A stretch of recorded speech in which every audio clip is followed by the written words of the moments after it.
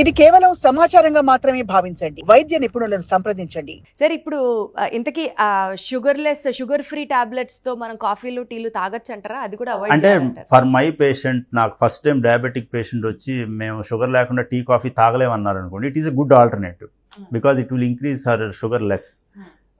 Over period of time ఏంటంటే అది కూడా అవాయిడ్ చేయడం better. So natural sugars, plant sugars ఏవి కూడా మంచిది కాదంటారు. Sugar there are 6 foods you should avoid అండి. పంచదార, బెల్లం, తేనె, రైప్ అరటిపండు అంటే కచ్చా అరటిపండు కాదు, బాగా పండిన అరటిపండు, సపోటా, సీతాఫలం, ఇవి మాత్రం కంపల్సరీగా అవాయిడ్ చేయాలండి డయాబెటీస్ పేషెంట్స్. అంటే ఇది బై డిక్టమ్. ఇంకా మీకు ఇందులో లెస్ షుగర్ జాగరీయా లేకపోతే జాగరీ పౌడరా, షుగర్ బదులు అంటే చాలా పేషెంట్స్ అండి నేను షుగర్ తిన్నా సార్ కానీ బెల్లం తింటున్నా అంటారు. అది మంచిదే అంటారు కదా సార్. ఐరన్ వస్తుంది, haemoglobin content, dates, natural dates నుంచి వచ్చిన sugar, date syrup. Dates you can take but not syrup.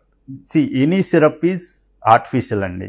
For suppose మీకు హనీ, యు నో హనీ, మీకు ఒక ఎగ్జాంపుల్ చెప్పాలంటే మీకు తేనెటీగలు తెలుసు కదా, మీరు ఒక తేనె తుట్టు నుంచి ఎంత తేనె వస్తుంది పిండితే? చాలా కొద్దిగా. అలాంటిది మరి మీకు ఇంత తేనె మీకు కమర్షియల్గా సప్లై చేస్తుంది, దట్ ఈస్ సింథటిక్. అందులో షుగర్ సిరప్ వేస్తారు వాళ్ళు. It is not pure honey you are getting. So any syrup is artificial. దానిలో ఆర్టిఫిషియల్ స్వీట్నెస్ డెఫినెట్గా ఉంటాయి. So you should avoid all those things.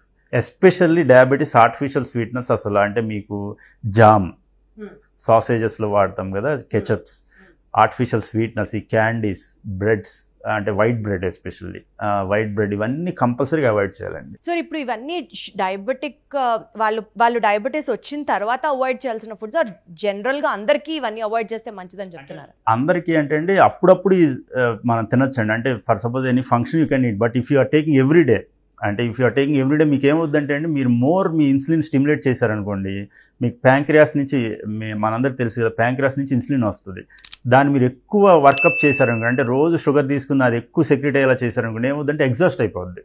If you do more workouts ఏమవుద్ది, మీ body అలసిపోద్ది.